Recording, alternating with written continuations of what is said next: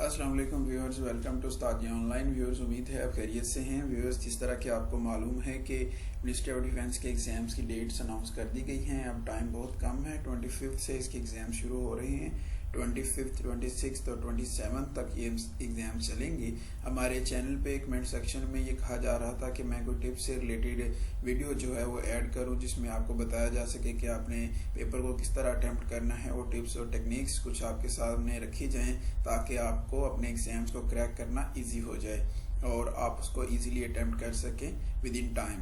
तो आज की ये वीडियो उसी हवाले से ऐड की जा रही है कि आपने पेपर को कैसे हल करना है। कुछ इंपॉर्टेंट टिप्स इस वीडियो का हिस्सा हैं। आप इस वीडियो को देखिएगा और उन लोगों के साथ भी ज़रूर शेयर कीजिएगा जो इस एग्ज़ाम में अपीयर हो रहे हैं, ताकि लर्निंग और शेयरिंग के इस प्रोसेस में हम एक दूसरे का साथ दे सकें। आज की इस वीडियो में जो इम्पोर्टेंट टिप्स मैं आपके सामने लेके आया हूँ एग्ज़ाम्स को क्रैक करने के लिए, वो कुछ ये हैं कि वो लोग जिन्होंने अभी एग्ज़ाम्स के लिए प्रिपेयर किया हुआ है अच्छे तरीके से, जिन्होंने मटेरियल को ग्रैस्प किया है, हर चीज़ की टॉपिक वाइज तैयारी की है, उनके लिए ये सजेशन है कि वो काइंडली अपने मटेरियल को एक बार क्विक रिव्यू ज़रूर दें, क्योंकि ख़ास तौर पे जो जीके से रिलेटेड चीज़ें हैं उनको अपडेट करने की ज़रूरत है। क्योंकि अगर different like heads of states हैं या different heads of different departments हैं, इस तरह की चीज़ें जो हैं उनमें चेंजेस आती रहती हैं, इसलिए आप उनको एक क्विक रिव्यू दें और उन अपडेटेड मटेरियल जो है वो आपके माइंड में रिफ्रेश हो जाए, ताकि जब आपके सामने वो पेपर आए तो आपके सामने जब क्वेश्चन आए तो आप उसको इजीली अटेम्प्ट कर सकें। इसलिए मैं ये कहूँगा कि आप ज़रूर जो है ये ना कंसीडर कर लें कि मैंने सारा कंप्लीट कर लिया, पढ़ लिया है, अब मुझको रिवीजन की ज़रूरत नहीं है। तो ये आप एक क्विक रिव्यू जो है वो ज़रूर दें अपने मटेरियल को, जितना भी आपने स्टडी किया है। दूसरी बात मैं ये कहना चाहूँगा कि जिस तरह के आपको मालूम है कि अगर आपने असिस्टेंट डायरेक्टर जनरल कैटेगरी के लिए अप्लाई किया हुआ है या BA 17 के लिए अप्लाई किया हुआ है, तो उसके लिए आपको 200 मार्क्स का एग्जाम आएगा जो कि MCQs बेस्ड होगा और उसके लिए आपको 2 आवर्स दिए जाएंगे। इस तरह अगर आपने BS 16 या बिलो सीट्स के लिए अप्लाई किया हुआ है तो आपके पास 100 मार्क्स का एग्जाम होगा और उसके लिए आपको 1 आवर दिया जाएगा। अगर इस एंगल से देखें और पेपर के प्रोपोर्शनेट को देखें, उसकी सेटिंग को देखें, डिस्ट्रीब्यूशन को देखें, तो आपके पास जो है पेपर को सामने रखते हुए टाइम कम है और क्वेश्चन ज़्यादा हैं। क्वेश्चन जो हैं उसमें कंप्यूटर से रिलेटेड क्वेश्चन भी होंगे, इंग्लिश से रिलेटेड होंगे, डिफरेंट मतलब कि इसमें आपसे मल्टीपल टॉपिक से रिलेटेड क्वेश्चन पूछे जाएंगे। खास तौर पे एनालिटिकल रीजनिंग से रिलेटेड आपसे क्वेश्चन पूछे जाएंगे, तो उसके लिए ज़्यादा टाइम चाहिए होता है। अगर उस एंगल को देखा जाए तो टाइम आपके पास बहुत कम है। और दूसरा ये कि आपके पास ये जो है एक नेगेटिव मार्किंग है उसकी तलवार भी आपके सर पे लटक रही है कि अगर आपने गलत कोई क्वेश्चन अटेम्प्ट किया तो मार्क्स जो हैं वो डिडक्ट होंगे।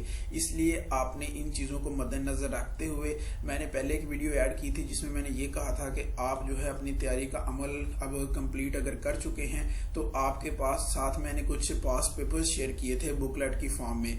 आप उन पास पेपर्स को बाद में अटेम्प्ट करें ताकि आपको आइडिया हो जाए कि आपको उस पेपर को अटेम्प्ट करने में कितना टाइम लगता है और फिर आप अपनी स्पीड जो है उसको इंक्रीज कर सके। ये पास पेपर्स आपको एक आइडिया देते हैं कि आपने कितने टाइम में जो है वो पेपर को अटेम्प्ट कर सकते हैं और आपको ये भी आइडिया हो जाता है कि आपके कितने मार्क्स आ जाएंगे पेपर में। तीसरी बात ये कि आपके जो स्ट्रॉन्ग एरियाज है ना, आपका फोकस पेपर के दौरान उन पे होना चाहिए। यानी कि जब आपके सामने पेपर आए तो आपने ये नहीं करना कि मुझे ये चीज़ें तो आती हैं इसलिए मैं इनको जल्दी से आखिर में टिक कर लूँगा, इसलिए मैं उन पे फोकस करता हूँ। जो मुझे नहीं आती तो सबसे पहले उनके आंसर मैं टिक कर लूँ। इससे होगा ये कि आपका टाइम गुजर जाएगा और आप उन चीज़ों में अटके रहेंगे जो कि आपकी वीक थी और आप उनको अटेम्प्ट करने की कोशिश कर रहे थे। इससे आपके मार्क्स वो वाले ज़ाया हो जाएंगे जो कि आप इजीली अटेम्प्ट करके हासिल कर सकते थे, जो कि आपके स्ट्रॉन्ग एरियाज थे। मैं आपको ये सजेस्ट करूंगा कि अगर आपने जब पेपर आपके सामने आए तो आपने सबसे पहले अपने स्ट्रॉन्ग एरियाज जो हैं उनको अटेम्प्ट करना है। बाद स्टूडेंट्स जो हैं वो गलती करते हैं और वीकर एरियाज पे पहले जो है उसको पेपर हल करना शुरू कर देते हैं। हालांकि हम ये करते आए हैं कि जो हमें क्वेश्चन सबसे अच्छा आता था सब्जेक्टिव में, हम सबसे पहले उसे अटेम्प्ट करते थे ताकि एक तो ये कि हम क्वेश्चन पेपर को कवर करते जाते हैं, और दूसरा थोड़ा सा बंदा जो है वो रिलीज हो जाता है, प्रेशर उसका रिलीज हो जाता है कि मुझे पेपर जो है काफी हद तक आता है और एक पॉजिटिव वाइब आती है। इसलिए आपने सबसे पहले उन क्वेश्चंस को करना है और मार्क्स अपने सिक्योर करने हैं जो आपके स्ट्रॉन्ग एरियाज हैं। लाइक आपका जीके है, इंग्लिश है, या आपकी सोशियोलॉजी है, मैथ्स कम्युनिकेशन है, लॉ है, इससे रिलेटेड एरिया से रिलेटेड आपके जो है वो स्ट्रॉन्ग ग्रिप है, तो आप जल्दी से इनको टिक करें, और ताकि आप अपने जो है कुछ मार्क्स जो है वो सिक्योर कर सके। इससे ये अच्छा एक इम्पैक्ट रहता है और आप सेफर साइड पे चले जाते हैं। चौथी बात यह है कि जिस तरह के मैंने शुरू में बताया कि पेपर में नेगेटिव मार्किंग होगी, तो नेगेटिव मार्किंग से बचने के लिए वही क्वेश्चन अटेम्प्ट करें जो कि आपको आते हैं, जो कि जिसके बारे में आपको श्योरिटी है कि इसका यही आंसर है, उन क्वेश्चंस को ही अटेम्प्ट कीजिएगा। जब आप क्वेश्चन पढ़ रहे होते हैं तो आपको यूं ही लगता है यार मुझे ये भी आता है, ये भी आता है, इसका आंसर ये हो सकता है, लेकिन अंदाजे ना लगाइएगा, इससे आपके बहुत ज्यादा मार्क्स जो है वो डिडक्ट हो जाते हैं। कुछ क्वेश्चन जो है वो आप उसका आंसर राइट लग जाता है आपसे बात का तुक्के से, और बाद दफा ये होता है कि वो मार्क्स आपके जाया होना शुरू हो जाते हैं, आपको राइट आंसर का पता नहीं होता और आप टिक किए जाते हैं। इसलिए वही क्वेश्चन कीजिएगा जो कि आपको आते होंगे। नेक्स्ट जो है वो मैं ये कहूंगा कि एनालिटिकल रीजनिंग और कंप्यूटर जो है, इसका अगर पास पेपर्स को देखा जाए तो ये एक मेजर चंक होता है इसका। अगर 100 मार्क्स का पेपर है तो उसमें 12 मार्क्स एनालिटिकल रीजनिंग के आते हैं, 12 क्वेश्चन आते हैं उसमें, और कंप्यूटर के 15 क्वेश्चन आते हैं जिसमें डेटाबेस है, नेटवर्किंग है और प्रोग्रामिंग से रिलेटेड क्वेश्चन होते हैं। तो अगर इस एंगल से बात की जाए तो 100 मार्क्स के पेपर में 27 मार्क्स का ये मेजर चंक है, जिसको ये आता है वो गेम चेंज कर सकता है। तो ये है भी टफ। अब एनालिटिकल रीजनिंग पे टाइम ज्यादा लगता है, कंप्यूटर पे अब जरूरी नहीं है कि हर बंदा कंप्यूटर को जानता हो और कंप्यूटर के बारे में ग्रिप हो उसकी, और वो कंप्यूटर भी वो जो कि इन डेप्थ पूछा जाता है, लाइक प्रोग्रामिंग है, बेसिक कंप्यूटर नहीं पूछा जाता, प्रोग्रामिंग से रिलेटेड क्वेश्चन पूछे जाते हैं, नेटवर्किंग और डेटाबेस से रिलेटेड क्वेश्चन पूछे जाते हैं। तो इसलिए ये एक आपका जो है वो गेम चेंज कर सकता है, आपको पेपर में ज्यादा मार्क्स दिलवा सकता है, आपको हाईएस्ट कंटेंडर जो है उसके लिए बना सकता है। तो आपने इन एरियाज पे भी फोकस करना है। अगर आपकी तैयारी अभी सही से नहीं हो पाई इन एरियाज की, तो इन पे जरूर फोकस करें, क्योंकि ये आपको मैक्सिमम मार्क्स दिलाने में हेल्प करेंगे ये 2 एरियाज।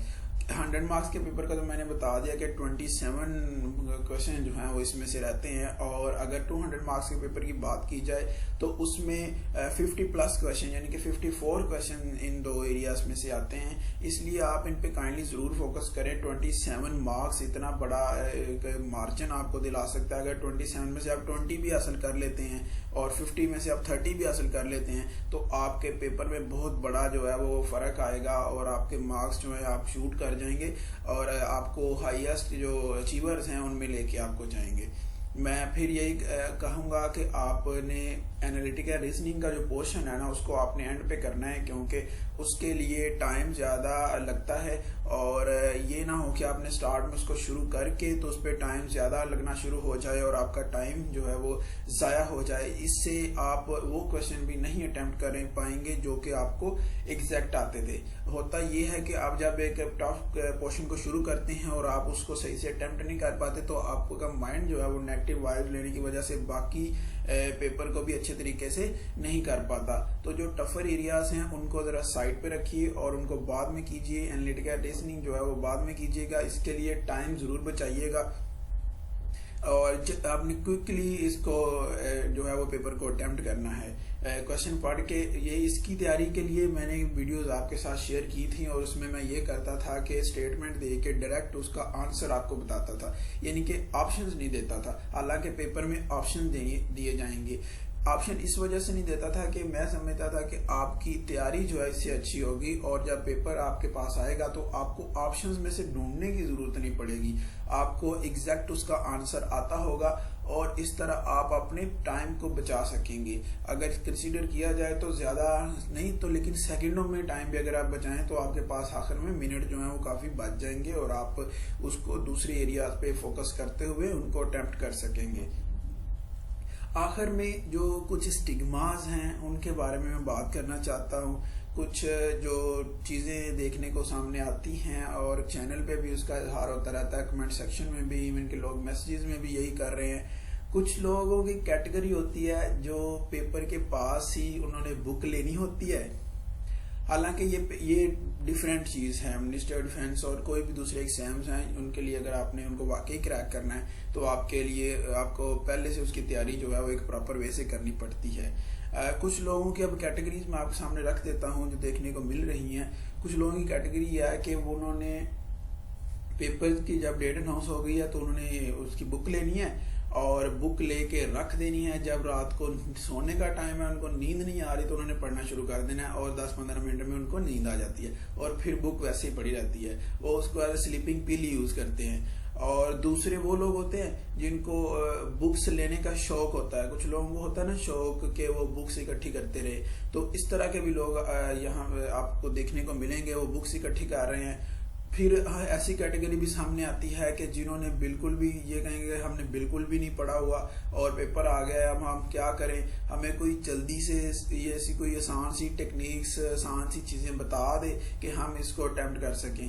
तो यार ऐसा नहीं होता। आपको जो है वो अपने एग्जाम की एक प्रॉपर तैयारी करनी पड़ती है, तभी आप एग्जाम को आप डेफिनेटली अगर क्रैक करना चाहते हैं तो उसके लिए एक प्रॉपर वे आउट को फॉलो करें और एक प्रॉपर गाइडलाइन लेकर चलें ताकि आप उसको इजीली क्रैक कर सकें। क्योंकि वो लोग जो सीरियसली इस एग्जाम को क्रैक करना चाहते हैं वो बड़ी मेहनत कर रहे हैं इसके लिए और काफी अरसे से इस एग्जाम की इवन के लोग साल भर इस सीट के आने का इंतजार करते हैं, इन पोस्टों के अनाउंस होने का, और उसकी 1 साल पहले ही तैयारी शुरू कर रहे होते हैं। तो इसलिए वहां उनकी सामने आप अपने आप को कहाँ प्लेस करेंगे जो कि इतनी ज्यादा तैयारी कर रहे हैं और वो सीरियसली चीजों को फॉलो कर रहे हैं। और दूसरी ये चीज कि हमें हर चीज आसानी से लेने की जो है वो एक समझ लें कि बीमारी है। हम ये चाहते हैं कि दूसरा कोई हमारे लिए सारा कुछ कर दे, तो ये भी नहीं होता।